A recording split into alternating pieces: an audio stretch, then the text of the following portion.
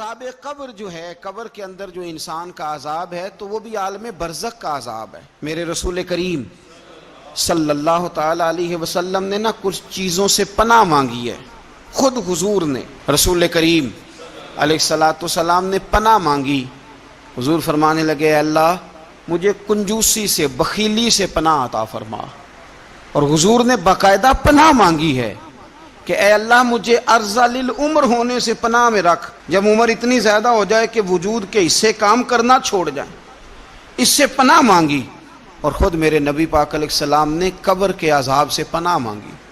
یہ تعلیم امت کے لیے کہ تم بھی پناہ مانگو عذاب قبر سے۔ قبر کا عذاب برحق ہے۔ قبر کے لیے تیاری کر کے رکھنا، اپنی قبر کو یاد رکھنا، مر جانے کو یاد رکھنا۔ حضرت سعد بن معاذ رضی اللہ تعالیٰ عنہ کا جب جنازہ تھا تو صحابہ کرام فرماتے ہیں حضور نے نماز جنازہ کی امامت فرمائی تو قبر کے تیار ہونے میں کچھ دیر تھی، تو رسول کریم صلی اللہ علیہ وسلم زمین پر بیٹھ گئے اور ایک لکڑی سے حضور زمین کریدنے لگے۔ ہم وہ انتظار تھے کہ اللہ کے رسول صلی اللہ علیہ وسلم سر مبارک اٹھائیں، ہمیں کو نصیحت کریں۔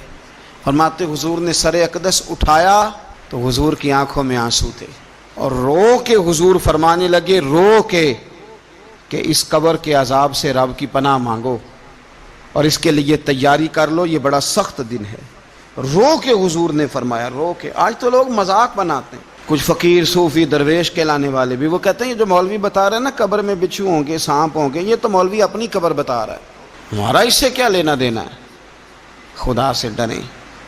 وہ چیزیں جو احادیث مبارکہ میں آ گئیں، جس سے نبی پاک نے ہمیں ڈرایا، ہمیں سمجھایا، آپ اس تنبیہ کو، اس نصیحت کو آپ اس رنگ میں لیں گے کہ مذاق بنایا جائے گا دین کا، بجائے اس کے کہ اس سے ڈرا جائے۔ حضرت سیدنا براء بن عازب رضی اللہ تعالیٰ عنہ ارشاد فرماتے ہیں کہ میں نے نبی پاک صلی اللہ تعالیٰ علیہ وآلہ وسلم سے خود اس بات کو سنا ہے۔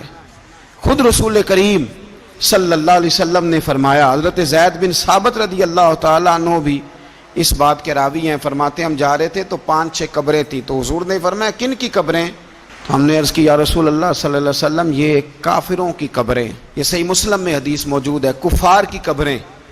تو اللہ کے رسول صلی اللہ علیہ وسلم فرمانے لگے، ذرا حدیث کے لفظوں پہ غور کرنا، حضور فرمانے لگے اگر مجھے ڈر نہ ہوتا کہ تم اپنے مردوں کو دفن کرنا چھوڑ دو گے، اگر مجھے اس بات کا ڈر نہ ہوتا کہ تم اپنے لوگوں کو، مرنے والوں کو قبروں میں دفن کرنا چھوڑ دو گے، اگر یہ مجھے ڈر نہ ہوتا تو میں سناتا کہ قبر کے اندر کس طرح عذاب ہوتا ہے، تمہیں دنیا میں رہ کے میں سناتا، پر ڈر ہے کہ کہیں تم اپنے مرنے والوں کو قبروں میں دفن کرنا چھوڑ ہی نہ دو، اس لیے میں تمہیں یہ بات نہیں بتاتا۔ اور میرے رسول کریم صلی اللہ تعالی علیہ وآلہ وسلم نے پھر ارشاد فرمایا، اپنے غلاموں کی طرف نظر فرمائی، یہ بات کہہ کے کہ اگر مجھے ڈر نہ ہوتا کہ تم دفن کرنا چھوڑ دو گے تو تمہیں میں سنا دیتا کہ قبر میں کیا عذاب ہوتا ہے۔ پھر حضور نے صحابہ سے فرمایا چلو بھائی دوزخ کے عذاب سے اللہ کی پناہ مانگو۔ تو سب کہنے لگے ہم دوزخ کے عذاب سے اللہ کی، صحابہ نے کہا ہم دوزخ کے عذاب سے اللہ کی پناہ مانگتے ہیں۔ پھر نبی پاک صلی اللہ تعالی علیہ وسلم نے ارشاد فرمایا تم سب کہو کہ ہم قبر کے عذاب سے اللہ کی پناہ مانگتے ہیں۔ تو صحابہ نے کہا ہم قبر کے عذاب سے اللہ کی پناہ مانگتے ہیں۔ پھر میرے رسول پاک علیہ السلام نے فرمایا تم کہو، سارے یہ کہو کہ ہم ظاہری اور باطنی فتنوں سے اللہ کی پناہ مانگتے ہیں۔